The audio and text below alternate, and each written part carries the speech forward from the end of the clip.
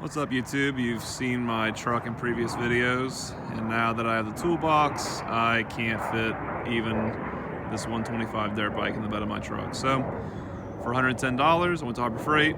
I picked up this aluminum rack, and I hate to admit it, it's actually really good. Now, I have a background in fabrication. We have a shop.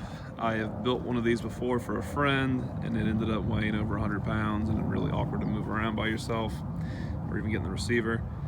So I said, let me just try this. Let me go look at it.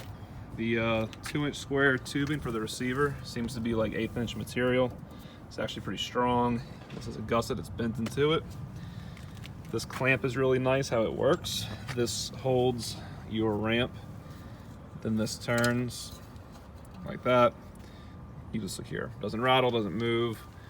I crossed a 22-mile bouncing bridge and nothing came loose or nothing to be concerned about. The knobs are the only thing that I would definitely recommend using Loctite on. You can't really get this lock washer and nut tight enough to compress this knob from not spinning when you turn it backwards, all right? You're loosening it.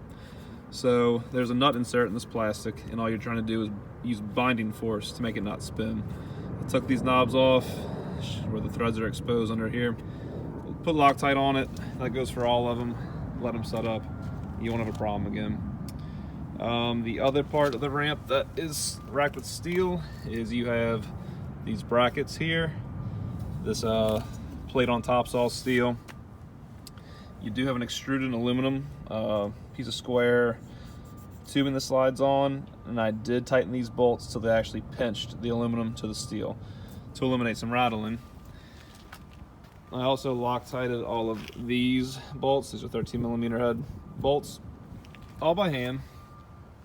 The rest of them are actually lock nuts, so still give them a little twist, but you won't need any Loctite for those.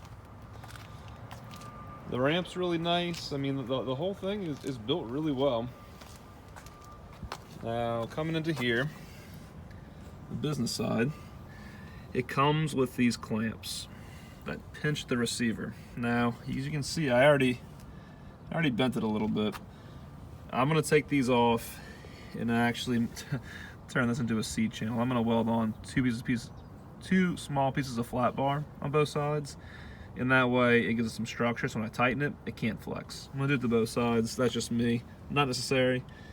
These tabs I give you are very thin, and they obviously are going to bend, so pre-bend them before you tighten your bike down, because if that bends on the highway, that strap's gonna come loose and your bike will be leaning completely crooked. So don't let that happen to you. But yeah, the ramp's really nice.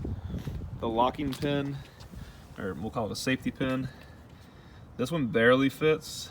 Make sure your lugs are sitting in the position where the tires are lowest. I mean, this is really tight. I might actually put a microfiber through here next time. I didn't put this pin in when I was first traveling with it because it wouldn't fit, and then the tire just settled down to a good groove and it dropped about 1/2 inch, and now I can get the pin in. So this is your standard size front wheel. It's nothing crazy, just a 21-inch wheel.